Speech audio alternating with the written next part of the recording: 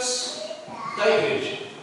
Ou seja, a Bíblia ela tem algumas figuras de linguagem que ela denota a natureza e a função da igreja. O texto áureo está lá em 1 Pedro, capítulo de número 2 e versículo de número 9. Me ajuda aí, Deus. 1 Pedro, capítulo 2, verso 9. A primeira lição nós vamos estudar à noite, tá? Não vamos ficar atrasado não. Pode ler. 1 Pedro 2, 9. Está aí no quadro dele. Vocês, porém, são geração eleita, sacerdócio real, nação santa, povo exclusivo de Deus, para anunciar as grandezas daquele que os chamou das trevas para a sua maravilhosa luz. Antes, vocês nem sequer eram povo, mas agora são povo de Deus. Não haviam recebido misericórdia, mas agora receberam. Amém. Então, o primeiro texto que o autor coloca aí, o pastor Josué Gonçalves, que é o autor dessa textinha aqui, ele usa 1 Pedro capítulo 2, versículo 9, que ele coloca algumas imagens para se referir à igreja. Quais são elas? Ele diz que é geração eleita, sacerdócio real, nação santa, povo adquirido. Com qual propósito Deus fez tudo isso? Nos elegeu como geração eleita, sacerdócio real, nação santa e povo adquirido. Com qual propósito Ele fez isso? Tá? O texto aí. Com qual propósito? Vou dar uma dica a vocês. Na grande maioria das vezes que vocês verem a palavra, a preposiçãozinha para, ela significa propósito. Então, com qual propósito Ele nos fez geração eleita, sacerdócio real, nação santa, povo exclusivo de Deus, para anunciar as grandezas daquele que o chamou das trevas para a sua maravilhosa luz. O versículo 10 não estava aí no texto, mas eu fiz questão de colocar. Antes vocês nem sequer eram povo. Então Pedro destaca: nós nem éramos povo, nós não éramos considerados povo de Deus, mas agora são povo de Deus. Então aqueles que não eram povo de Deus agora são povo de Deus. Nós somos o povo de Deus, nós somos a nação adquirida, nós somos sacerdócio real, nós somos propriedade exclusiva de Deus, mas agora a receberam. Então essa foi a grande obra que Deus fez em nossa vida. O povo de Israel, que era tudo isso aqui, agora a igreja ela é chamada de geração eleita, sacerdócio real, nação santa e povo adquirido. Verdade prática. Por meio de cada imagem que retrata a igreja, o Espírito Santo revela-nos o quão glorioso ou gloriosa ela é. Irmãos, avança. Abra aí a leitura bíblica, está lá em Efésios capítulo 5, versículos 25 e 32, e 1 Pedro que a gente já leu, capítulo 2, versículo 9 e 10. A gente já leu, então vamos só ler Efésios capítulo 5, versículo 25 a 32. Por mais problema que a igreja tenha, por mais dificuldade que a igreja tenha, ela ainda é o único lugar que você pode buscar Jesus. Temos problema? Muitos. Então são poucos os problemas. Só que nós temos que fazer uma distinção bem clara. Nós não estamos servindo a instituição. Igreja é instituição. O que é igreja? Instituição. Aqui tem CNPJ. Quando nós falamos que a igreja está com problema, é essa igreja aí. É essa igreja aí. A igreja que tem o CNPJ.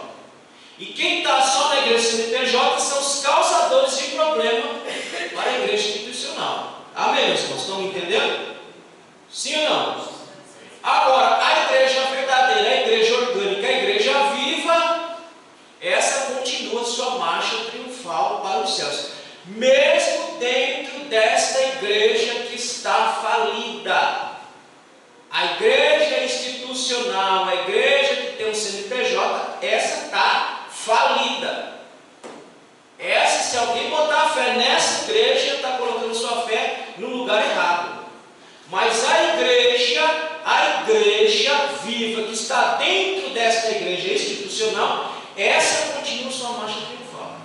Então, por mais que falem, por mais que digam, o melhor lugar ainda para estar é aqui. Amém, meus irmãos? Com toda dificuldade. Tem um texto, eu não sei se eu vou me lembrar agora, mas é lá em 1 Coríntios, eu acho que é o capítulo 3, alguma coisa assim, ou é capítulo 9, eu não me lembro, que o apóstolo Paulo vai dizer que tais problemas, tais dissensões, tais divisões, elas acontecem dentro da igreja para que se manifeste os aprovados. Vê se você consegue achar esse texto aí. Tá? Então, problema vai ter? Vai ter, sempre vai ter. Enquanto eles não vierem, nós vamos ter problemas vários. Mas diante desse problema, o que vai acontecer? Os aprovados, esses vão se manifestar. Esses vão se levantar e dizer: eu não faço parte disso aí. Eu não comungo com isso aí. Eu não vivo desse jeito aí. Eu vivo conforme Cristo nos ensinou pela sua santa e bendita palavra. Achou? 1 Coríntios 11, 19. Abre aí, Jefferson, vamos ler esse texto. 1 Coríntios, capítulo 11, versículo 19.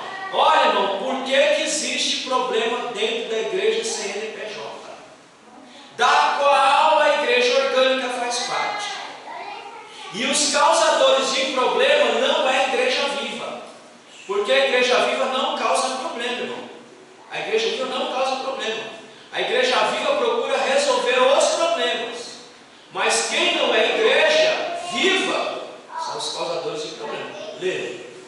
1 Coríntios 11, 19. Pode ler. Não há dúvida de que é preciso haver divisões entre vocês, para que fique claro quem são os que estão certos. Pronto, Paulo está dizendo.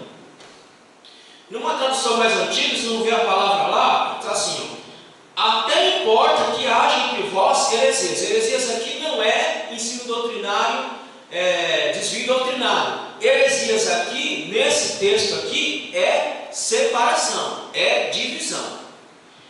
Para que os que são sinceros se manifestem entre nós. Então, essas coisas, esses problemas, essas dissensões, essas divisões, essas coisas que acontecem dentro da igreja, é para que se manifeste quem são a igreja viva. Porque a igreja viva, ela vai se levantar, não no sentido de brigar, de espirrar, ela vai se levantar contra esse tipo de comportamento carnal. Então, quando acontece isso, é para manifestar quem nós somos. Se de fato nós somos sinceros, ou se nós fazemos parte daquela igreja bunda podre.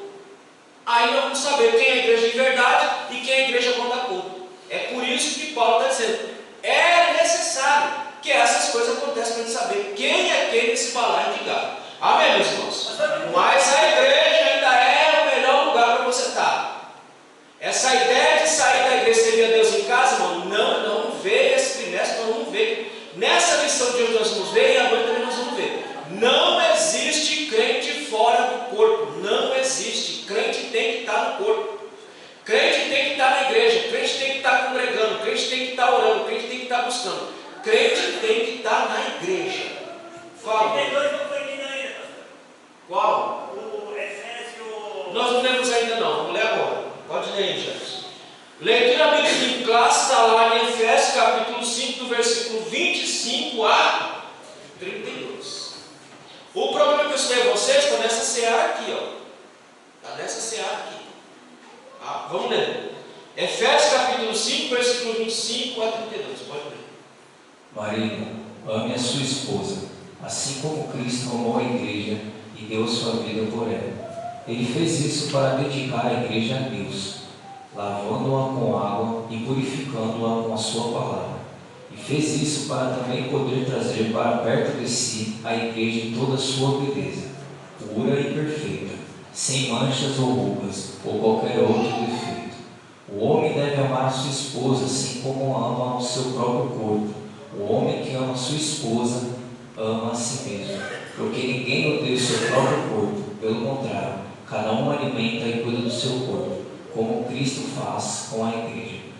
Pois somos membros do corpo de Cristo. como dizem as Escrituras Sagradas.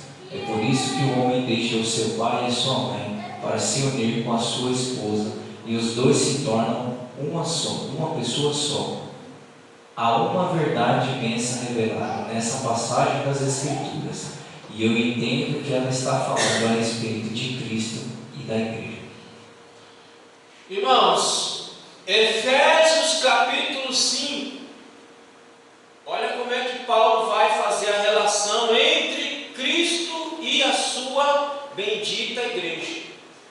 E aí ele coloca como padrão de relacionamento essa relação entre Cristo e a igreja.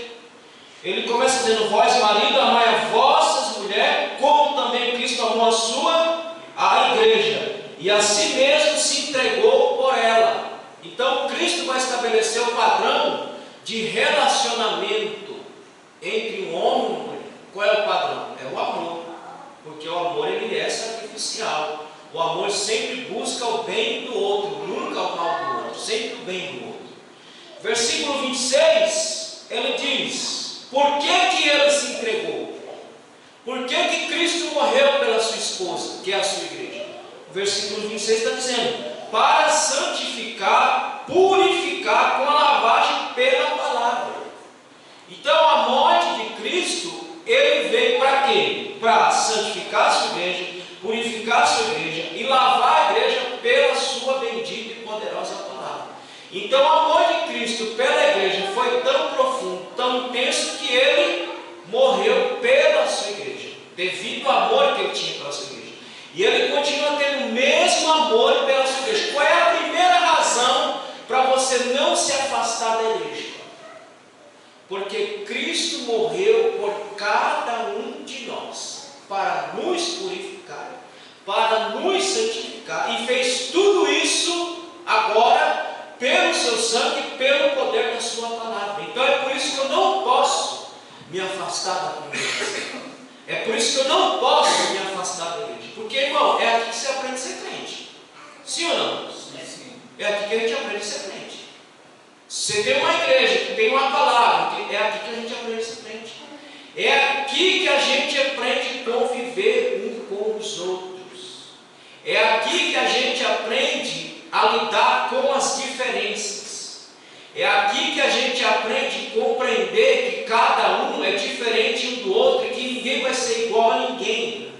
E que eu não tenho que exigir que o outro seja igual a mim. Amém, meus irmãos? Amém. Eu não tenho que exigir que ninguém... Qual é o problema nosso? O problema do ser humano é que nós queremos que as pessoas sejam igual a nós. Irmão, se todo mundo for igual ao meu, o mundo vai ser insuportável. Nem eu vou me suportar.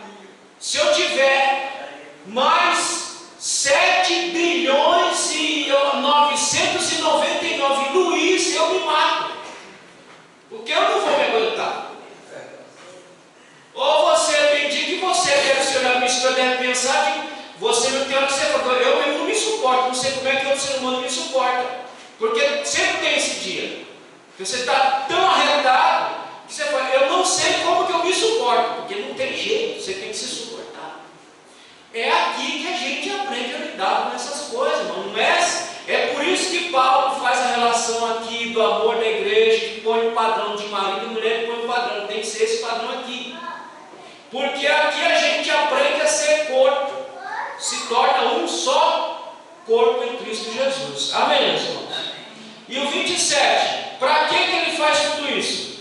Para a igreja se apresentar a si mesmo gloriosa, sem o quê? Sem mácula, nem ruga, nem coisa semelhante, mas santa e repreensível, para que a igreja, como foi feita a leitura na Bíblia do Jefferson, se apresente perfeita, sem nenhuma mancha, sem nenhuma ruga, sem nenhum problema. É para isso que ele fez tudo isso, é para isso que ele morreu na cruz, é para isso que ele nos purificou, é para isso que ele nos santificou, para que nós nos apresentemos como igreja gloriosa.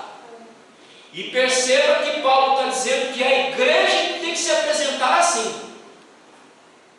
Não é Cristo que vai nos apresentar como igreja gloriosa, é a igreja que tem que se apresentar como igreja gloriosa pela sua vivência. Amém, meus irmãos? Amém. Isso é um ato nosso, um trabalho nosso Não é do Cristo, não. A parte dele ele já fez, agora essa aqui é nossa. Assim devem os maridos amar sua própria mulher como o seu próprio corpo. Quem ama a sua mulher, ama a si mesmo. Então Paulo põe um padrão aqui. Como é que deve ser o relacionamento entre um homem e uma mulher? O padrão é o amor. E o amor sacrificial de quem? De Cristo. Por que, irmão?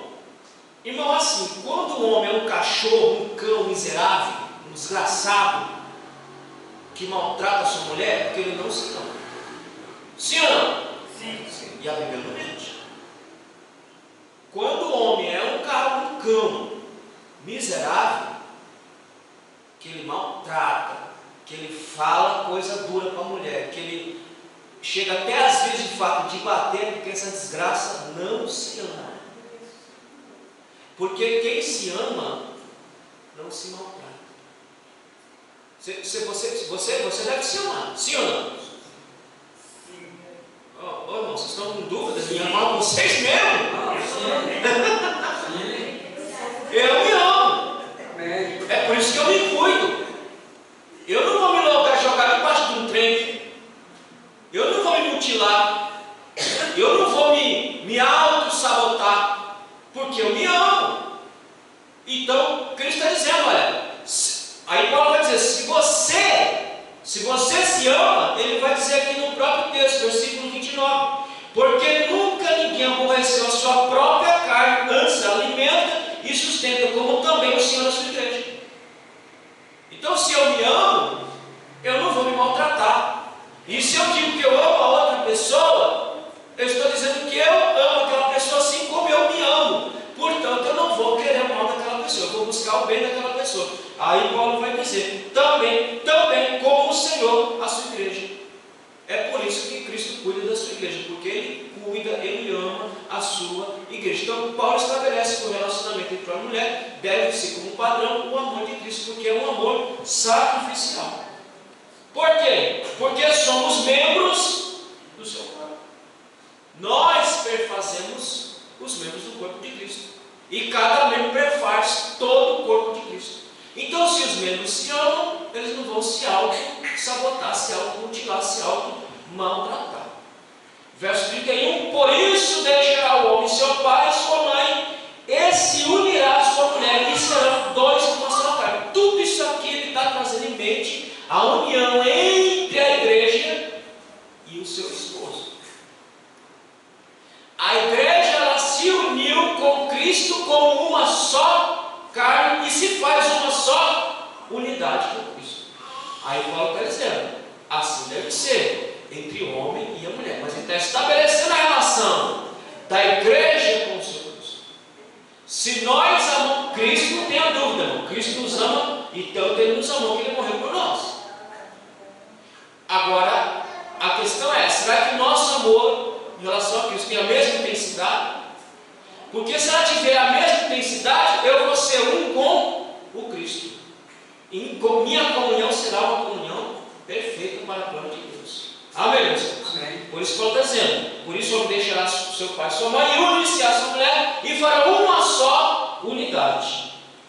Grande é esse mistério. Qual é o mistério? A respeito do relacionamento entre Cristo e a sua bendita igreja. Amém, meus irmãos? Essa semana, pastor, eu estava pensando comigo, meditando comigo, que o único macho Avança. que agride a sua fêmea é o homem. É o homem. Porque ele não se ama. Quando o ser humano não se ama, ele não vai amar o seu semelhante mesmo, não. Isso aí esquece. Tá certo? A introdução. Essas figuras que nós vamos ver nessa lição, o que elas mostram? Qual é a função da igreja? Qual é o relacionamento da igreja? E mostra que a igreja é a habitação de Deus. Então, pelas figuras, pelas metáforas, pelas linguagens que nós vamos ver aqui na lição, que está no texto, elas vão exemplificar qual é a função da igreja, qual é o relacionamento da igreja com o seu Criador, e ela vai mostrar que nós somos a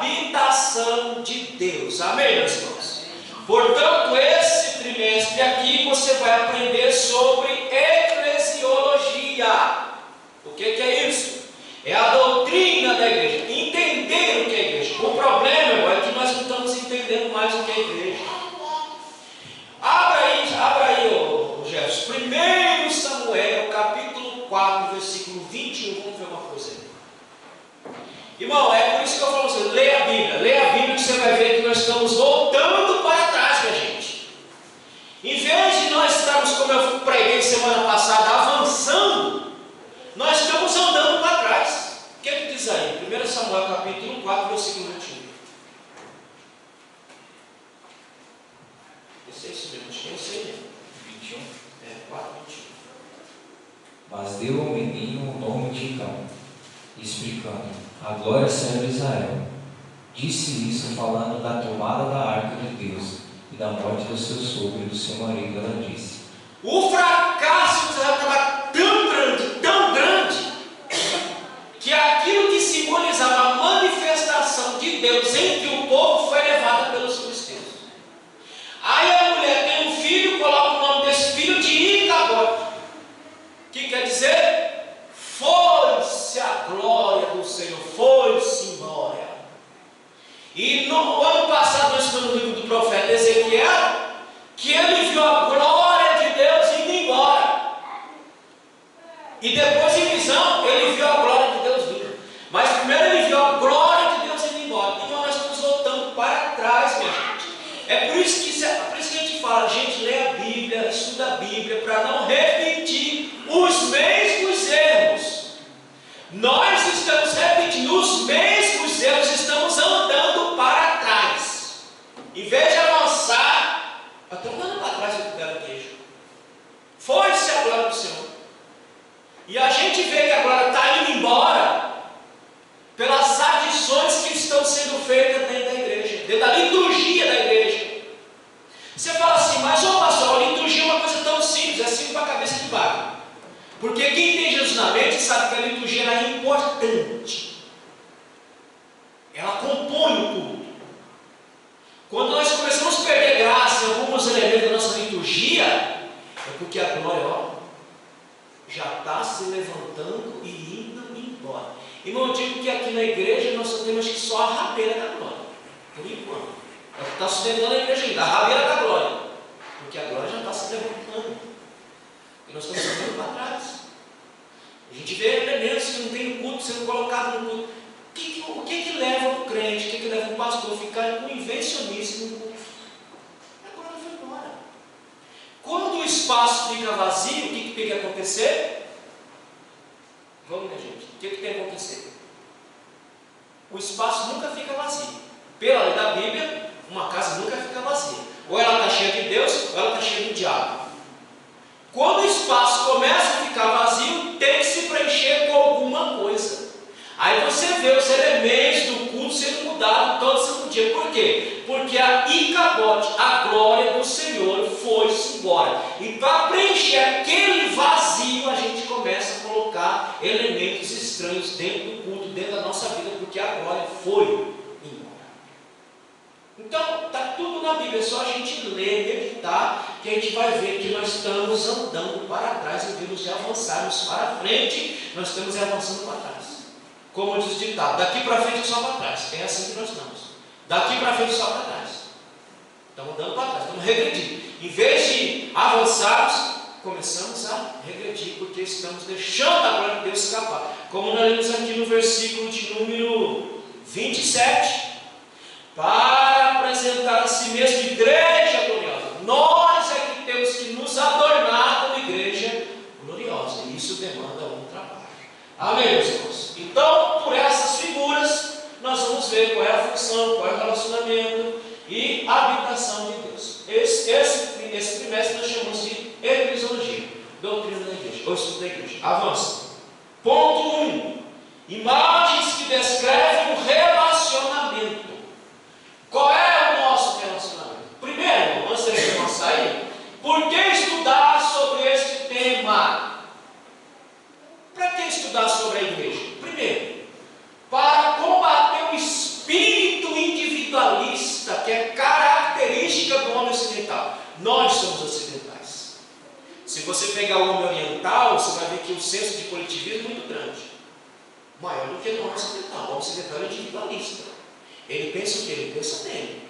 Ele pensa no umbigo dele, ele pensa no mundo dele. O homem individualista pensa no que é bom para ele. E o outro? O outro que se lasca para lá. Nós somos assim. Nossa cultura, a nossa cultura ocidental, ela foi trabalhada desta forma, para que haja individualismo. Isso ficou bem mais nítido e bem mais agudo com a Revolução de 1789, a Revolução Francesa.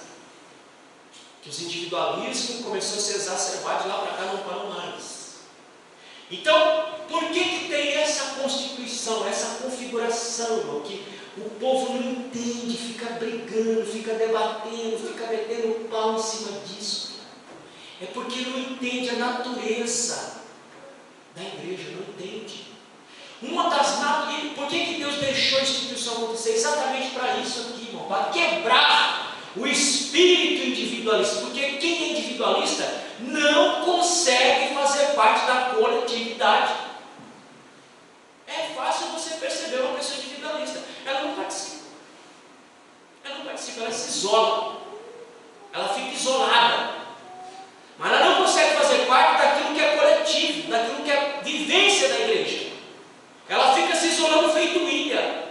Então Jesus falou, deixa eu colocar essa cabeça de bagre dentro de um monte de povo, que é para ele perder essa individualidade, para ele entender que ele tem que estar dentro de uma coletividade. E que eu não estou falando de política, nem de ideologia aqui não, eu estou falando de igreja. Amém, meus irmãos? Amém. E quando você entende que você faz parte de uma coletividade, então você faz parte da vida coletiva daquela coletividade. Amém, meus irmãos? Amém. Por isso que existe isso aqui. É por isso que ele ainda tolera a instituição, é por isso que ele ainda tolera o CNPJ. Porque nós precisamos do CNPJ para quebrar nossa individualidade. Segundo, por que estudar esse tema? Para mostrar o enfoque coletivo e que o corpo de Cristo está imerso. É por isso que Paulo pega o corpo e faz uma comparação, usa como figura de linguagem para exemplificar a igreja. A igreja, ela é o que? Ela é um corpo. O teu corpo é individualista? Sim ou não? Não.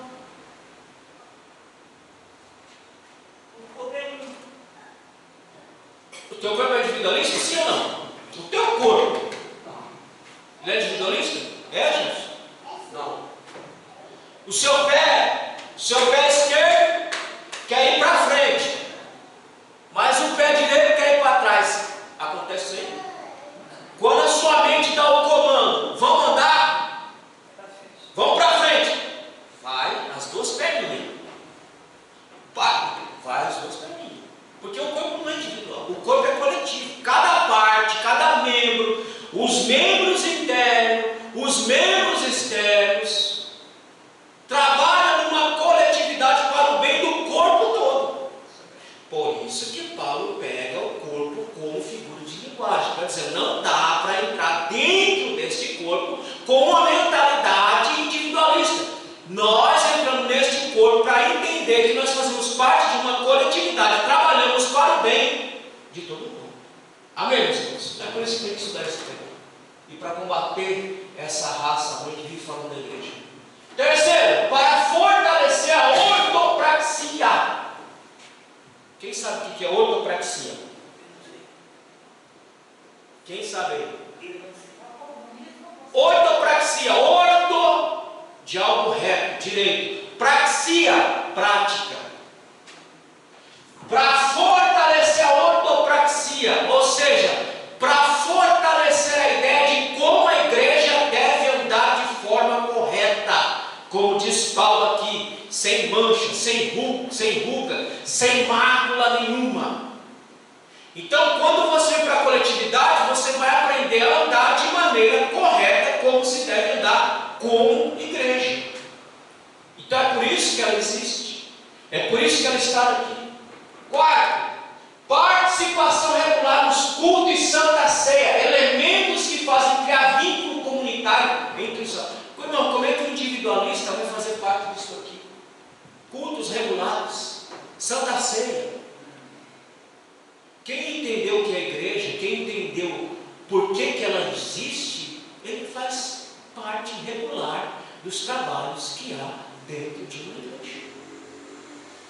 ele participa cotidianamente da Santa Ceia, porque ele entendeu que ele faz parte daquele povo. Ele é um membro que faz parte daquele povo. Qual foi o primeiro texto que nós lemos aqui? 1 Coríntios capítulo 11, versículo 19, não foi isso? Tais problemas acontecem para quê? Para se manifestar os sinceros. Então, não cai nessa conversa não. Não, a igreja é uma instituição falida. Realmente ela é. A instituição CNPJ é falida mesmo. Falida. Mas é nessa instituição falida que a igreja orgânica, a igreja verdadeira está. E essa instituição que está falida, ela continua em pé, por quê? Porque a igreja verdadeira está dentro dela, aprendendo a viver em coletividade para a glória de Deus. Amém, meus irmãos? Porque a hora que ela for arrancada disso aqui, isso aqui vai virar uma Babilônia. Então, o quarto, para que estudar? Para fortalecer a participação dos cultos na Santa Ceia do Senhor. Quinto, promover um culto cristocêntrico, para combater o culto antropocêntrico. Por que eu tenho que regularmente estar aqui? Para aprender que o culto deve ser para Cristo. Amém, meus irmãos? Agora, se você quiser se sentir bem, procure. Porque a igreja nunca foi instituída para agradar você. Aquele culto não me agradou, aquele louvor não me agradou, aquela palavra não me agradou. Tu vem aqui para se agradar ou você vem aqui para adorar o Senhor? Até onde me consta, quando nós vemos aqui no culto, nós vemos aqui para adorar ao Senhor. Amém, meus irmãos? Nós não vemos aqui na igreja, e a igreja tem que ter um culto que me agrade, um ambiente que me agrade. O pensamento está errado, meus irmãos, está errado, totalmente errado. Culto nós vemos para adorar ao Senhor. Isso é um culto cristocêntrico. É o culto que eu venho para agradar a Deus. Agora, quando você quer culto que te agrade, aí, meu irmão, já perdeu a visão completamente. É o culto antropocêntrico. É por isso que a gente vê as igrejas parecendo umas boates. É luz baixa, é fumaça, é dança, é um monte de palhaçada. Para quê? Para as pessoas se sentirem bem. E não tem muita gente fazendo coisa errada, achando que está fazendo a coisa certa. Aonde é que o culto é para me agradar, meu Deus?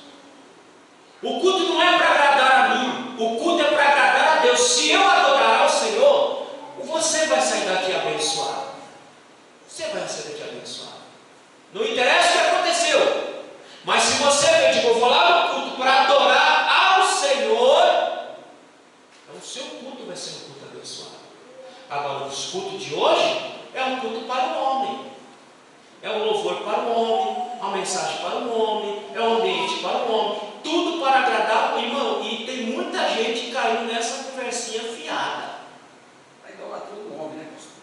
É idolatria pura. É idolatria pura. O centro de tudo é o cidadão. A idolatria do século XXI. Então tudo é feito para ele, para agradar a ele, para satisfazer a ele. E o Cristo, onde entra nisso? Lá atrás. Nosso culto é para agradar ao Senhor. Vamos ver? Vamos ver. Abra Romanos capítulo 12, versículo 2. Romanos capítulo 12, verso 2. Ou verso 1. Leia. A começar, irmão, como o culto é para agradar a Deus, você pode pegar lá em Levíticos e veja como Deus instituiu um culto que agrada a Ele. Lá não tem nada que vai agradar o homem. Toda a instituição do culto é para agradar a Deus. Então Deus colocou regras para que esse culto seja um culto agradável. O que ele diz aí? Leia aí, Jefferson. Romanos 12, 12:2. leia. Não vivam como vivem as pessoas deste mundo, mas deixem que Deus os transforme por meio de uma completa mudança de mente de vocês. Assim vocês conhecerão a vontade de Deus, isto é, aquilo que é bom, perfeito e agradável a Ele. E ele diz aqui, ó, ele quase pede, rogo-vos, irmãos, pelo amor de Deus, apresente o vosso culto racional. Culto racional é culto que eu venho para me sacrificar. Esse é o culto racional. É o culto do sacrifício. Eu venho matar o meu eu aqui dentro. Eu venho matar minhas vontades aqui dentro. Eu venho matar meus anseios aqui dentro. Eu venho matar minhas vontades aqui dentro. Para quê? Para cultuar ao Senhor. Então, por que estudar esse tema? Para quebrar essa ideia de culto que deve agradar a homem. O culto nunca foi para agradar a homem. O culto sempre foi para glorificar e adorar ao Senhor. Amém, meus irmãos? Amém. O dia que eu começar com palhaçada aqui dentro, para agradar vocês, vocês podem falar, pastor, sai daí, você não serve, você não presta. Porque você está fazendo a coisa errada. O Senhor está querendo satisfazer a nós. O Senhor está querendo agradar a nós. E nós não estamos aqui para agradar a nós mesmos. Nós estamos aqui para agradar ao Senhor e louvar ao Senhor. Portanto, o culto tem que ser apresentado do jeito certo, para adorar somente a Deus em nome de Jesus. Amém, meus irmãos? Amém. Então é por isso que nós estudamos esse tema, para aprender que o culto é cristocêntrico. Começa falando de Cristo, continua falando de Cristo e encerra falando de Cristo. É esse o culto que nós temos que apresentar. Um culto que Deus realmente se agrada. E Paulo diz que é como sacrifício mesmo. Porque o sacrifício, se você pegar Levíticos 21, que é esse que está na cabeça aqui, você vai ver o que era o culto. Uma pessoa, você acha que era bom para um povo pobre, um povo que não tinha nem condições direito, pegar um animalzinho, porque eu tinha que comprar um animalzinho, levar lá e matar o bicho? Vocês acham que isso era bom? Não, irmão. Isso custava um sacrifício. Na instituição da Páscoa, quando a gente lê lá em Êxodo capítulo 12, versículo, acho que 14 em diante, não me lembro, mas lê lá depois, ele diz, olha, você vai pegar o animalzinho no 10º dia, vai levar para dentro da sua casa, vai ficar com o animalzinho dentro da sua casa, no 10º dia, no 14º você vai sacrificar. Por que ele tinha que pegar no 10º dia e ficar com o bicho dentro de casa para sacrificar no 14º? Porque, irmão, são 4 dias que você está com o animalzinho ali, uma ovelhinha, aí você fica se afeiçoando dela, né? Você fica brincando com ela, você fica olhando, olha que animalzinho meigo, que animalzinho dócil, e você vai se comunicando com aquele animal e vai pegando afeto por aquele animal. Mas no 14º dia, ele tinha que negar todo esse afeto e oferecer o animal como sacrifício. Isso é sacrifício. O sacrifício é tudo que me custa. Por que Cristo veio e ficou entre nós durante 33 anos? Quem andou com Ele, quem conviveu com Ele, quem falou com Ele, quem comeu com Ele, teve uma comunicação, teve um afeto, teve um compartilhamento, e depois ter que entregá-lo na cruz do Calvário, vê-lo morrer e sua vida se esvaziar aos poucos. Vocês acham que isso foi fácil para a mãe dele, para o pai, para os irmãos, para os discípulos que andaram, que viveram? Vocês acham que foi fácil para eles ver lá o Cristo na cruz do Calvário pendurado? Não foi fácil, mas foi um sacrifício que ele fez. Então, o sacrifício que não lhe custa nada não é sacrifício. Amém, meus irmãos? Amém. Paulo está dizendo aqui: se o culto de vocês não lhe custar nada, não aconteceu. Não aconteceu. Porque o culto é um sacrifício que eu venho aqui para me negar, para adorar o Senhor. Então, o culto é sacrifício. Então, por que nós temos esse tema? Para quebrar essa ideologia maldita que o culto tem que agradar ao crente. Eu não me preocupo em agradar vocês aqui. Não, nenhum. Eu me preocupo em dar um ambiente sadio, bom para vocês, isso eu me preocupo. Agora, ficar com papagaiada aqui, com frescuragem aqui, com invencionice de moda para agradar vocês, irmão, não espero isso de mim, porque eu não estou aqui para isso, e nem vocês. Nós estamos aqui para oferecer um culto verdadeiro ao Senhor. Amém, meus irmãos? Você vê como as pequenas coisas, você vai vendo que as coisas estão indo de mal a pior. Quantas igrejas cantam o hino da harpa? Quantas igrejas? Até as assembleias de Deus, irmãos, algumas assembleias estão deixando a harpa cristã de lado. Estou falando que é antigo, pastor. Pois é, porque são as coisas antigas que têm a essência da palavra de Deus. Você pode pegar todos os hinos da harpa, você vê teologia do começo ao fim, centrada em Cristo. Pega o hino da harpa lá e vê se você vê lá o sabor de fel. Aqueles hinos que parecem mantra. Uns hinos pobres de letra, só tem melodia, mas não tem letra. É 10 minutos de música, 2 minutos de letra. O resto é o mantra.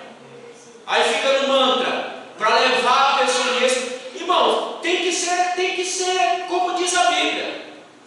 Nós temos que ser simples como a pomba, guardar a ternura, guardar a simplicidade, mas temos que ser sagazes uma vez como uma cobra. Ser ligeiro, minha gente. Tem método.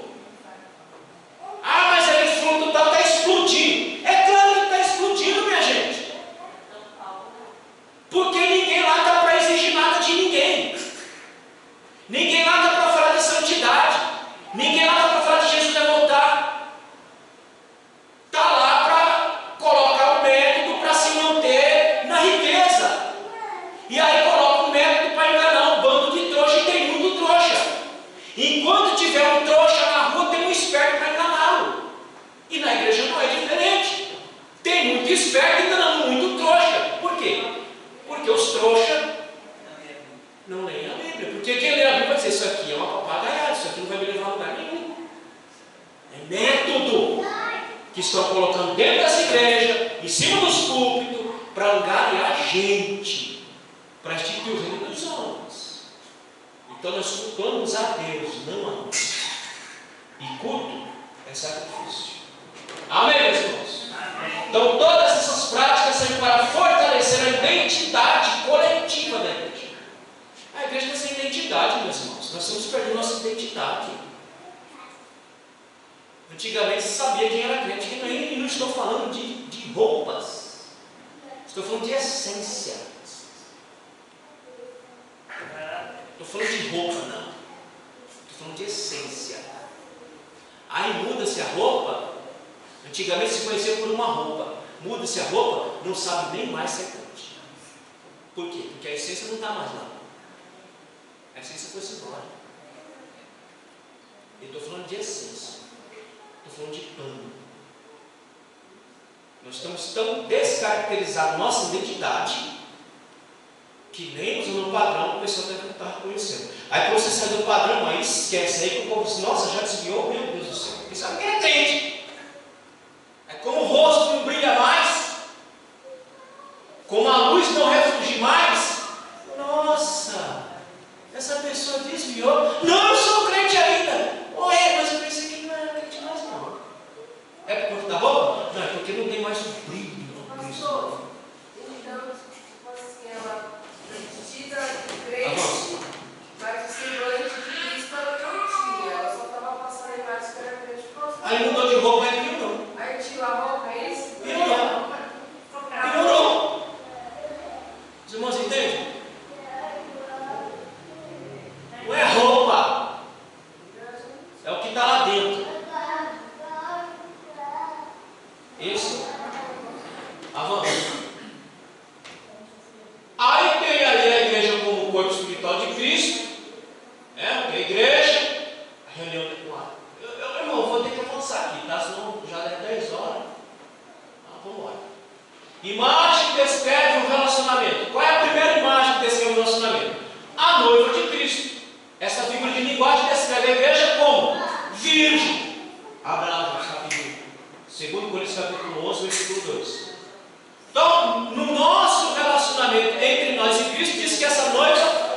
tem que ser virgem, pura, sem mácula.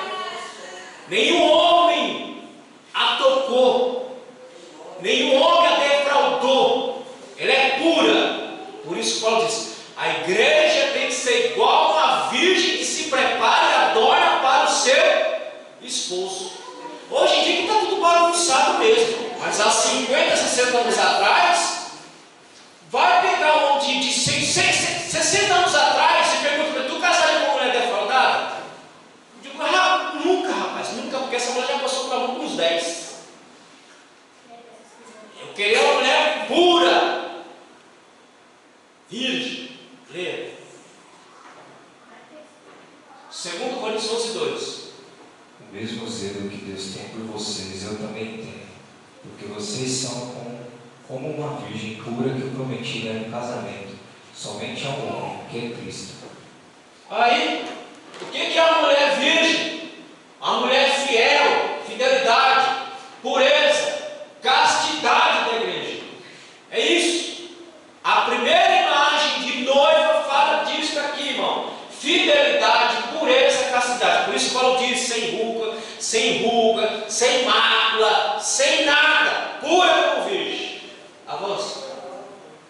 Segunda imagem é a esposa de Cristo. Nós já lemos esse texto, Efésios capítulo 5, versículo 25 e 26. Nós somos a esposa. Por que temos essa figura de linguagem? É um relacionamento fundamentado aonde?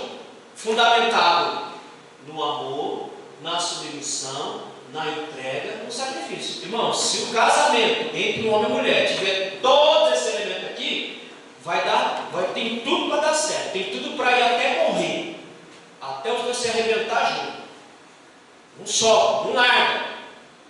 Por isso que Paulo falou: é como um relacionamento entre um homem e a sua esposa. Um relacionamento fundamentado no amor, na submissão, na entrega e no sacrifício. É por isso que nós somos chamados de esposa de Cristo. Porque assim como Ele nos ama, nós também amamos a Ele. Se nós amamos a Ele, nós vamos nos submeter a Ele. Vamos nos entregar a Ele, vamos nos sacrificar por Ele. Que amor é esse que nós estamos tendo, que nós não queremos sacrificar absolutamente nada, meus irmãos? Nada. A gente não quer sacrificar nada. A gente quer tudo assim, tudo de mão beijada. Mas a gente fala que ama Jesus. Mas qual é o sacrifício que eu faço para servir? Se eu amo como a esposa, o esposo ama a esposa e vice-versa, eu vou me sacrificar por esse amor. Nem que eu tenha que perder minha própria vida. Qual é o sacrifício que nós fazemos? Olha a dificuldade que nós estamos aqui. Ainda bem que vocês então estão insistindo em vir aqui. Mas olha, que sacrifício que eu quero fazer? Não, eu trabalho a semana inteira, eu não vou levantar cedo não. Que sacrifício que eu estou querendo fazer, meus irmãos?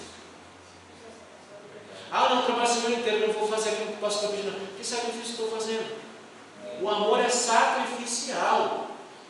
O amor de Cristo por nós foi sacrifício. Ele morreu por mim e por você. E nós não queremos morrer por Ele. Nós não queremos nos sacrificar por Ele. Pelas nossas vontades, pelas nossas ideias, a gente não quer abrir mão de nada. A gente bate o pé, não vou fazer. Por quê? Porque isso não é a minha vontade de fazer. Então, meu irmão, está errado. Está errado, não entendeu o Evangelho ainda. O Evangelho não é da sua vontade de fazer, o Evangelho é sacrifício mesmo, do começo ao fim. O que é o Evangelho? O Evangelho é morte. Não dá para servir Jesus se estivermos vivos ainda. Não dá. Quem não morreu não consegue servir Jesus ainda. Não consegue. Quem é que consegue servir? Quem realmente morreu. Quem morreu para si mesmo, esse consegue servir. Agora, quem não morreu, que o eu está vivo lá, não consegue servir, não consegue amar, não consegue submeter, não consegue se entregar e não consegue se sacrificar. Então, por isso que Paulo diz, olha, é como a esposa de Cristo. Ele pega, ele faz uma relação, e ele estabelece essa relação entre homem e mulher. Assim como Cristo amou sua esposa, irmão, tudo isso aqui Jesus fez por nós. Ele nos amou.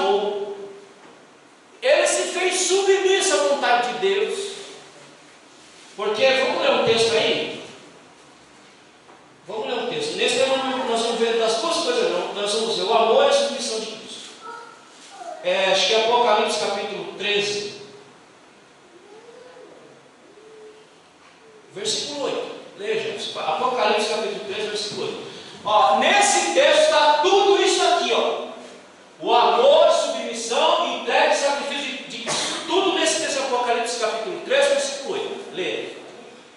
Todos os que vivem na terra o adorarão, menos aqueles que, desde antes da criação do mundo, têm o nome escrito no livro da vida, o qual pertence ao Cordeiro que foi morto. Foi morto desde quando? Aqui no texto está dizendo que ele foi morto desde a fundação do mundo. Cristo morreu já na eternidade, ele já sabia que iria morrer por nós aqui. Antes de Deus criar todas as coisas, antes da Trindade Santa, antes de o Pai, o Filho, o Espírito Santo criar todas as coisas, ele já sabia que iria morrer por nós. Por quê? Porque ele nos amou, ele se submeteu à vontade do Pai, ele se entregou por nós, ele se sacrificou por nós e morreu na cruz do Calvário. Amém, meus irmãos? Amém. Então, se o teu amor não for igual ao dele, o seu amor não está valendo absolutamente R$1. R$1. Se o teu amor você não consegue se submeter a Cristo, você não consegue se entregar a Cristo, você não consegue sacrificar por ele, então você não ama ele. Não ama. Você pode gostar de, é uma coisa, gostar e amar é uma coisa totalmente diferente. Gostar você vai até certo ponto. De hoje você vai falar, não, aí eu não vou, não, meu filho. Não, eu amo você, eu amo você. Aí ela fala, mas faz isso aqui. Não, aí você já está pedindo demais. Quem ama vai lá e faz, velho. Sim ou não? Se o objeto de amor pedir alguma coisa, você vai lá e faz. Você vai falar, ah, não, vai lá, mas você já está pedindo demais. Mas você só gosta, aí é diferente. Para servir não dá só para gostar dele. Ou você ama ou você não ama. Gostar não serve, não dá. Não vai para lugar nenhum. Amém, meus irmãos? Então lá, Cristo cuida, zela pela sua igreja. Por isso Paulo usa como parâmetro para o relacionamento com a mulher, relacionamento entre Cristo e a sua igreja. Amém, meus irmãos? Será que é difícil isso? É por isso que a gente está vendo a vida espiritual da igreja ficando cada vez mais pobre, é porque o povo está deixando de falar de Bíblia. Aí fica só com elucubrações humanas, com conversinha. Faz do púlpito um divã. Você está louco? Vai para o psiquiatra ou vai para o psicólogo. Lá é lugar de tratar de doido. É por isso que eu estou lá. Porque o lugar de tratar doido é lá. Aqui é lugar de tratar de alma. Ah, mas aqui no pastor do irmão, a coisa está tão séria que o povo está desacostumando de ouvir Bíblia. É o YouTube agora. É a praga do YouTube, os pregadores do YouTube. Irmão, esses irmãos de YouTube só pregam para manter agenda, minha gente. Faturado. Só para faturar, você vai querer ouvir Bíblia onde, meu Deus do céu? Está cheio de crentes. Principalmente os pentecostais, só prega para manter a agenda. Eu conheço poucos pregadores pentecostais que pregam a palavra do jeito que ela é. Poucos. A grande maioria só prega para a galera. Para no próximo evento estar lá. Como eu não tenho compromisso com ninguém na vida, a não ser comigo, com Deus, eu uso a Bíblia. Irmão, usar a Bíblia não dá trabalho. Irmão, falar da Bíblia não dá trabalho. Eu não tenho que ficar pensando, imaginando, o que eu vou falar hoje, meu Deus? O que eu vou falar? O que eu vou pregar? Não, é só abrir a Bíblia. Só abrir a Bíblia, pronto, acabou. Ah, mas sou duro. Não, eu não sou duro, eu só reverbero o que está aqui, meu Deus, só o que está aqui. Então, querido, se o teu amor não for esse aí, está perdendo tempo. Avança. Terceira figura de linguagem, rebanho de Deus. Vamos ler esse terceiro. Abre rapidinho, verso. Atos capítulo 20, versículo 21. Atos 20, 28.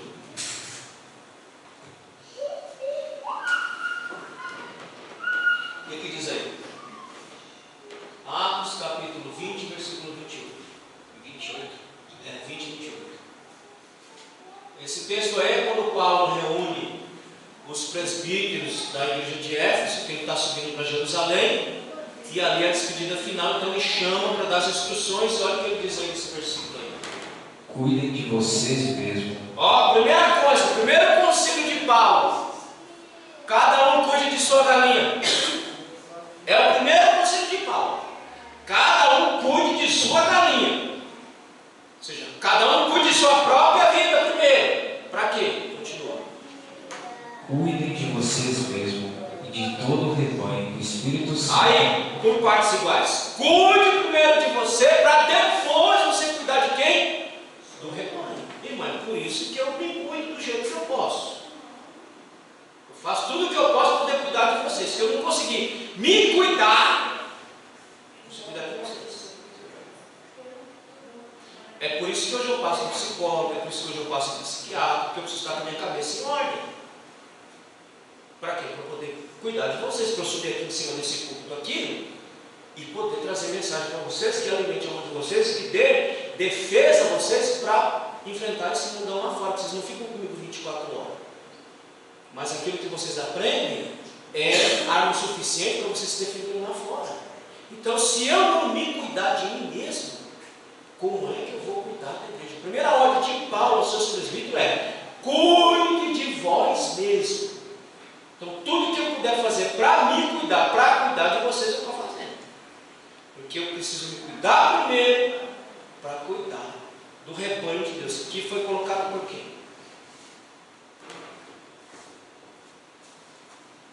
Pode voltar do início aí, Como pastores da igreja de Deus, que ele comprou por meio do sangue do seu próprio Filho. Então, ele nos constituiu para cuidar do seu rebanho, da igreja de Cristo. Então, Paulo usa essa figura de linguagem, de rebanho, para ilustrar a relação de Cristo com a igreja. Ou seja, do cuidado do pastor em relação à igreja. Você sabe que o pastor, ele tem que prover para a sua igreja. Não é o Salmo 23? O Salmo 23 é o provedor. Então, aquele que cuida do rebanho está dizendo que é aquele que provê alimento, provê água, provê sombra, provê proteção. Por isso que ele fala que o pastor, a relação da igreja, entre a igreja e o pastor é de um pastor que cuida do rebanho. Eu tenho que me matar se precisar, eu tenho que morrer por vocês, eu tenho que morrer. Amém, meus irmãos? Amém. Provedor de alimento, de água para o seu rebanho. Abre nesse texto aqui, Jefferson, 1 Pedro capítulo 5, versículo 2 e 3. O preço do pastor para cuidar do seu rebanho foi com a própria vida, foi o preço que Cristo pagou. Ele, para cuidar do rebanho, que é a sua igreja, ele pagou com a própria vida, ele morreu pela sua igreja. E assim é também os pastores da comunidade. Ele deve, se precisar, morrer pela sua igreja. Nesse texto, Pedro mostra também o que o pastor não deve fazer em nossa igreja. Pode ler agora. Aconselho que cuidem bem do rebanho que Deus lhes deu, e façam isso de boa vontade, como Deus quer, e não de má vontade. Não façam o seu trabalho para ganhar dinheiro, mas com o verdadeiro desejo de servir. Não procurem dominar os que foram entregues aos cuidados de vocês, mas sejam um exemplo para o rebanho. O que nós, como pastor, não podemos fazer em relação ao rebanho de Deus? Ele coloca aqui, primeiro, não por força, mas de maneira voluntária, não por ganância, ou seja, como fim lucrativo, e de ânimo pronto. Aí no versículo 3, não como tendo domínio. Eu não posso querer dominar a igreja como se a igreja fosse uma herança para mim. A igreja não é minha herança, a igreja é a herança de Cristo. Eu só sou um servidor da igreja. E servindo como exemplo para a igreja. Eu tenho que lutar para ser o exemplo para vocês. Para que vocês digam, vou pelo menos tentar fazer um pouquinho quase igual ao pastor está fazendo ali, porque deve estar certo. Então é dessa forma que o pastor deve servir a igreja. Aí a gente olha para o que nós estamos vendo hoje, isso aqui nos lugares não está. Esse texto aqui em muitos lugares não está. Porque a maioria dos pastores hoje estão querendo ser. Hoje nós estamos parece feudos. Os irmãos sabem o que é feudo? Senhores feudais? Senhores de terra. Sim. Senhores de terra que tem a sua terra ali, e junto com a terra tem os seus servos. É assim que nós estamos vendo a maioria dos pastores hoje. Parecendo senhores de feudos, que tem ali os seus servos ali, para fazer o quê? Para servir o senhor feudal. É assim que nós estamos hoje. A relação hoje é essa. E eu já falei para os irmãos das igrejas grandes que eles são herança de família. Eu vi falando, eles não acreditam em mim. Mas eu falo, vocês são herança de família. Vocês são da igreja de Cristo, vocês são, mas vocês são herança de família. Passa de pai para filho, de filho para filho, de filho para filho, e vão embora. Mas não tira a herança do meio da família. Não é Deus que escolhe mais os pastores de hoje em dia da igreja grande, irmão. Esquece, irmão. Não é mais Deus, não. Esquece. É herança familiar. Quando o pai morre, o filho entra. Quando o filho morre, o outro filho entra. Quando não é filho, é neto. Quando é neto, é genro. Mas vamos manter herança no meio da nossa família. Cadê que faz uma assembleia? Vamos colocar aqui os pastores aqui que Deus colocou para esse pleito aqui. E vamos deixar Deus decidir quem vai tomar de conta. Cadê que fazem? Fazem nada, irmão. Porque sabe, se fizer, vão perder o controle financeiro da instituição. E ninguém quer perder o controle financeiro de nada. Amém, meus irmãos? Então não seja tonto, não. Fique esperto, porque a igreja é isso aí. Avança. Segundo, imagem descreve função. Primeiro, vimos lá as imagens que descreve relacionamento. Quais são? Noiva de Cristo, esposa de Cristo e rebanho de Deus. Agora, as imagens descrevem função. Aí ele diz: geração eleita, sacerdócio real, nação santa e povo adquirido. Então, assim como o povo judeu foi povo do antigo pacto, a igreja é o povo de Deus do novo pacto. E a igreja é composta de todas as gentes, seja judeu, seja gentil, seja grego, seja baiano, seja pernambucano. A igreja é composta de todas as gentes. No antigo pacto era só Israel. Hoje não. No novo pacto, todos aqueles que recebem a Cristo são considerados igreja de Deus. Amém, meus irmãos?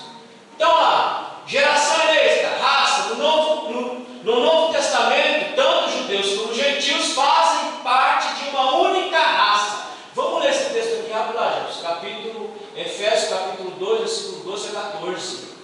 Em Cristo todo o muro de separação foi derrubado. E não é para levantar mais, irmãos. Se o muro de separação foi derrubado, para que estão levantando o muro de separação? A ordem é para não levantar. Se foi derrubado, para que levantamos o muro de separação? Leia. Efésios capítulo 2, versículo 12 a 14.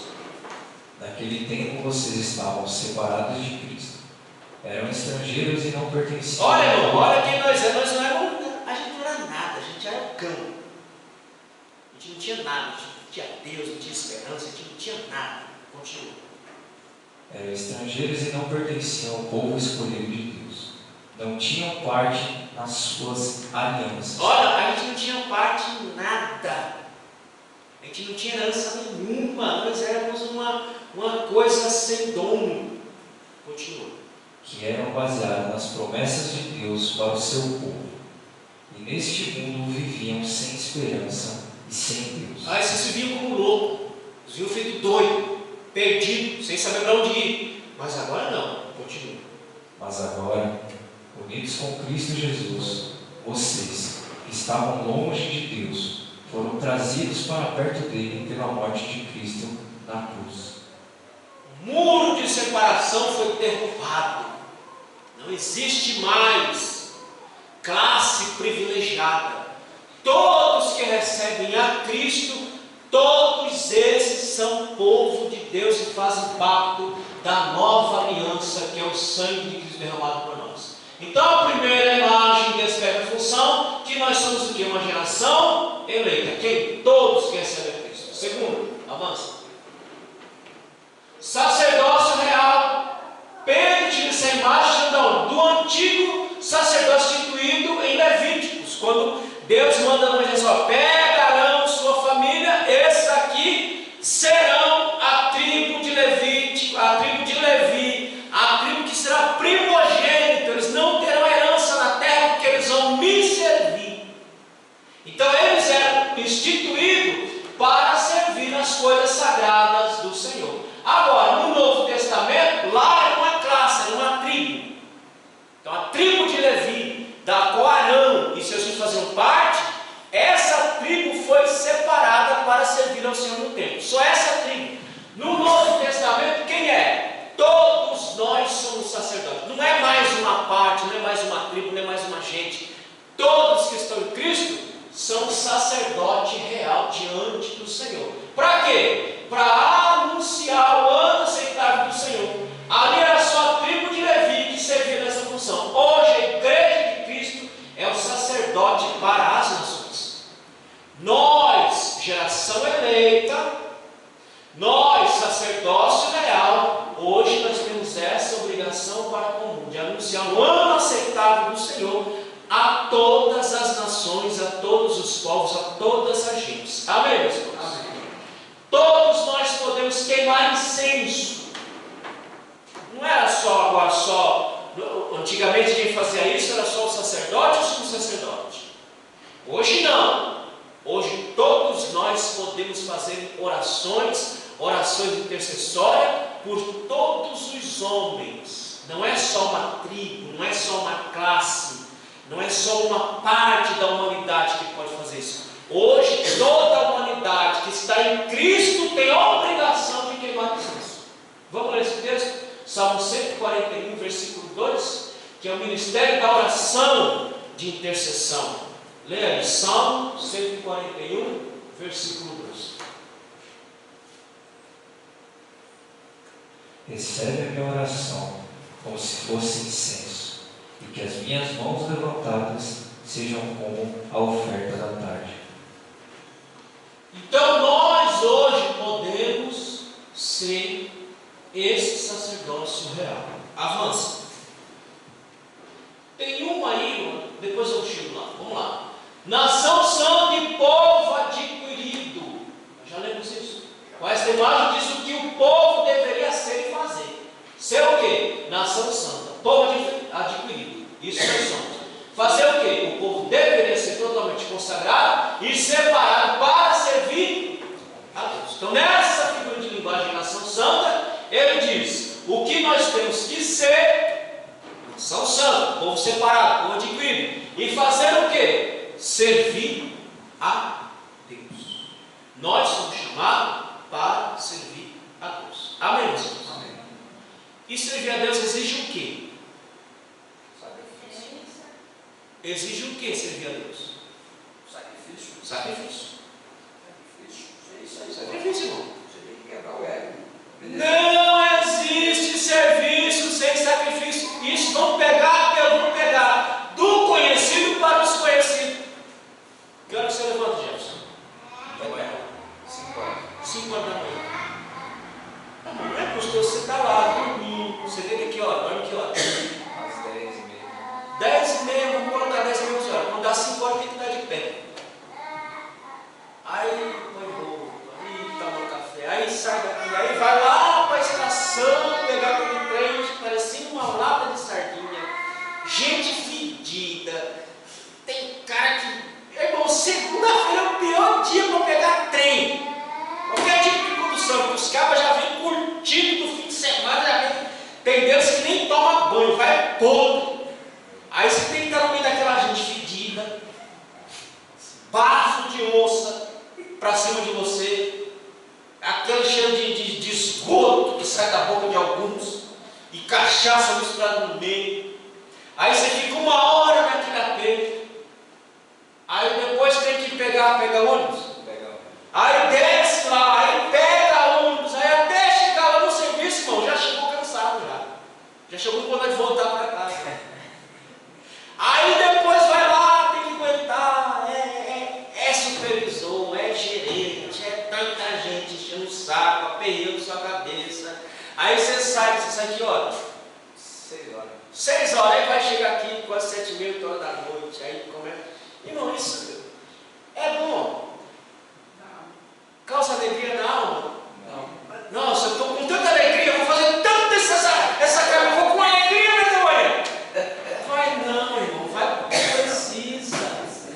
Mas para fazer isso tem que sacrificar.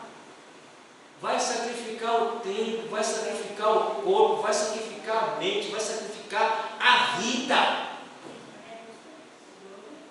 Para viver você sabe. Irmão, se você não se sacrificar, você não consegue viver. Agora a gente vem para o Evangelho, não. Agora não. Esse negócio de servir a Deus, não. Eu só vou fazer quando der para fazer. Irmão, então você nunca vai fazer. Nunca vai fazer. Porque servir é sacrifício. Não tem jeito. Quem quer servir a Deus tem que entender. Eu vou sacrificar algumas coisas da minha vida para poder servir. Senão não vou conseguir servir. Amém, meus irmãos? Não dá para servir isso.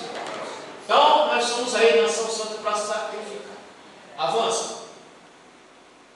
Tem uma imagem aqui que eu esqueci de colocar, que eu vou falar aqui, que é corpo de Cristo. Essa é uma imagem, uma das imagens mais fortes e frequentes no Novo Testamento para retratar a igreja.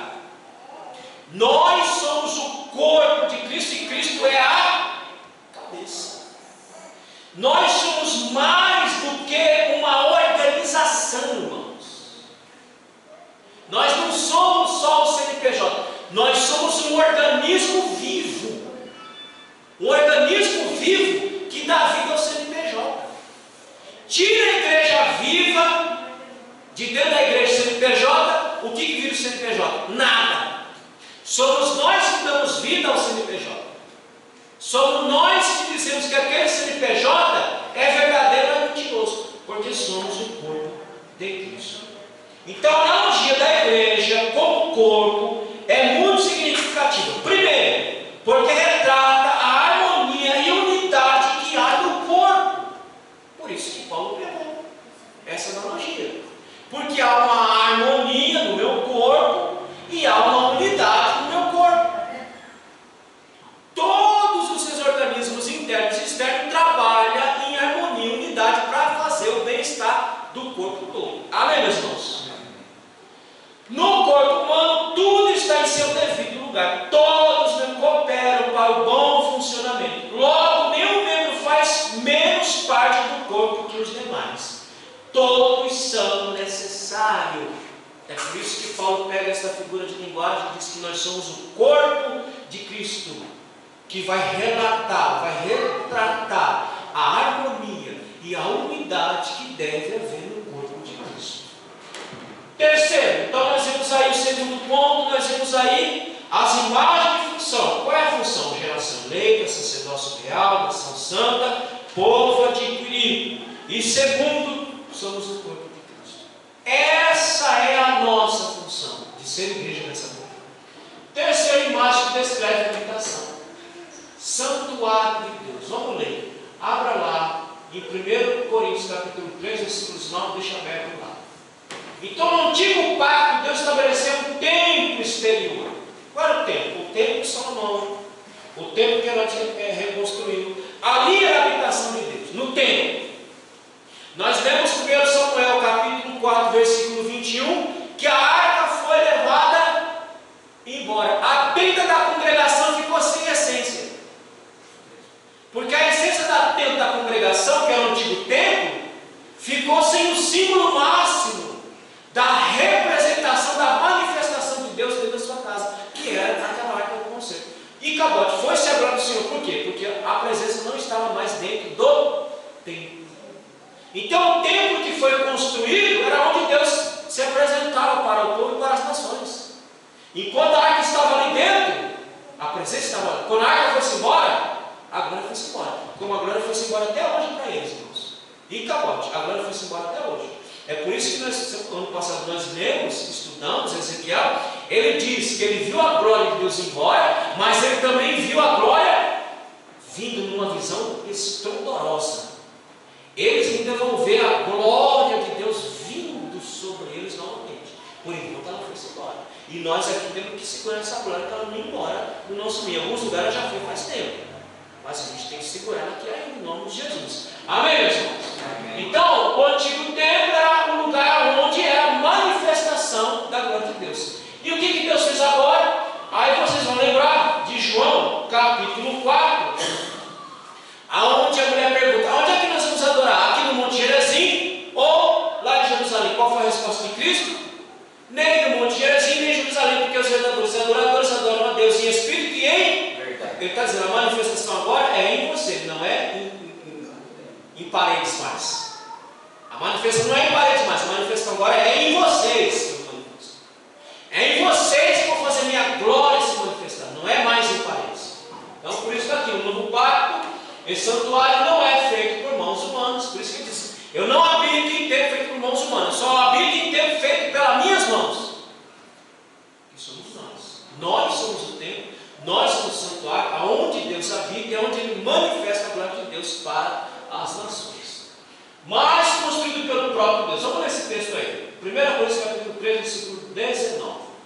Então, para a sua habitação, a manifestação da sua glória, a sua bendita igreja orgânica, a igreja viva. 1 Coríntios 3, 19. Pois aquilo que este mundo acha que é sabedoria, Deus acha que é loucura, como dizem as Escrituras Sagradas. Deus pega os sábios nas suas espertezas, e também o Senhor sabe que os pensamentos dos sábios não valem nada. Então está dizendo, tudo isso aqui não vale nada. A sabedoria do sábio, as construções dos sábios, as edificações dos sábios. Veja que os homens estão parecendo um monte de louco, cada um faz a sua catedral, um quer ser mais. Irmão, isso aí tudo é nada. Tudo é nada. A manifestação não está no tempo lindo e bonito. A gente faz isso para dar um conforto a vocês, mas a manifestação não está nisso. A manifestação está em você. Não é no tempo. Aí tem um que fica a cabecinha meia voada. Não, eu vou lá na igreja porque... Não, a igreja é você. A manifestação é em você. Amém, Jesus? Amém. Não é mais em paredes, é em você. Lê agora o versículo 16 e 17. 16 e 17 do primeiro capítulo. Mesmo capítulo.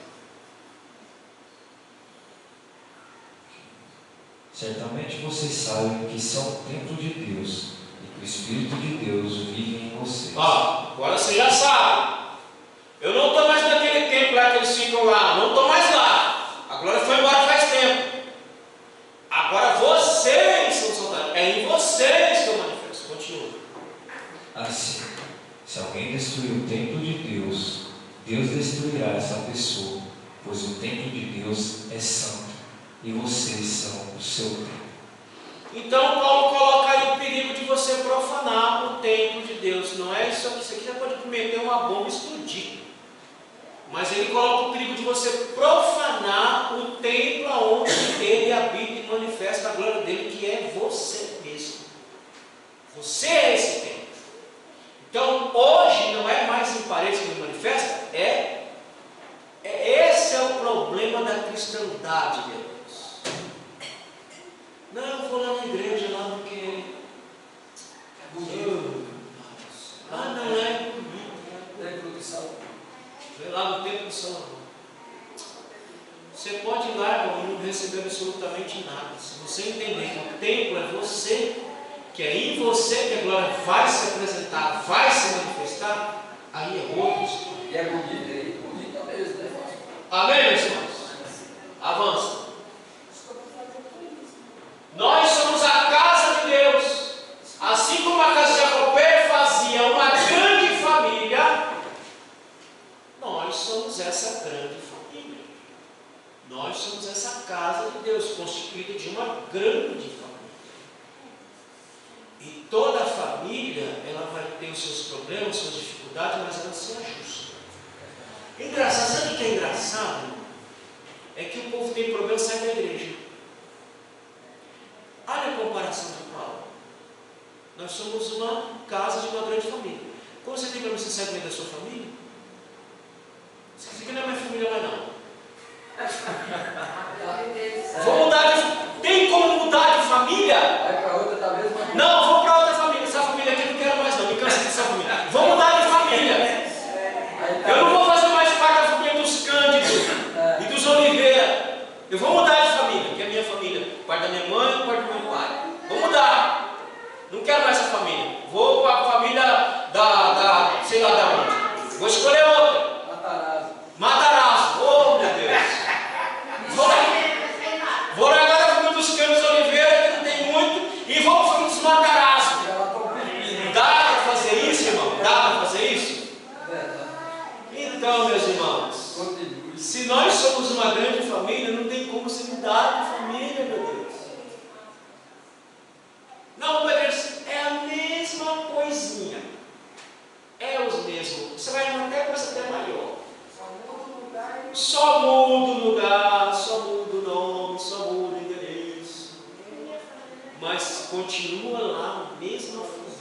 Então, por isso que nós somos uma grande casa constituída de uma grande família que está trabalhando para alcançar a glória celeste. Amém, senhor? Amém.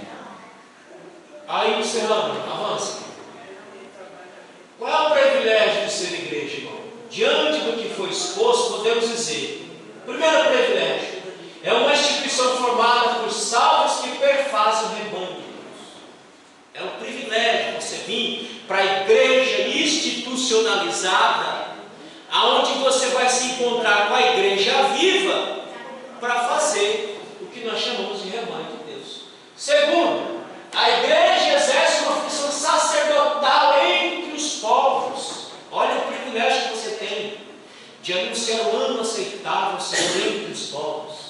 Terceiro, a igreja é onde Deus habita e manifesta a sua glória aos homens. A igreja é você. É onde Deus manifesta a sua glória. Não é a igreja parede, é a igreja você que Ele manifesta a sua glória. E encerrando, portanto, para nós é um privilégio fazer parte desse povo escolhido por Deus para ser veículo da manifestação de Deus. Isso aí para nós é um privilégio. Avança e aí nós encerramos a lição de hoje. Então, nas imagens que nós estudamos hoje, imagens de função, descreve a igreja como geração eleita, sacerdócio real, nação santa, como adquirido, corpo de Cristo.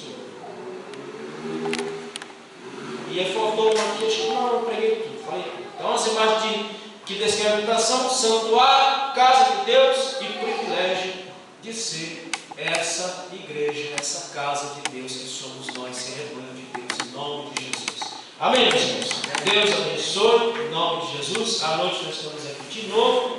Vamos estudar a primeira lição, para não ficarmos atrasados. É uma lição importante que eu preciso tratar com todos os irmãos. Amém? Irmão,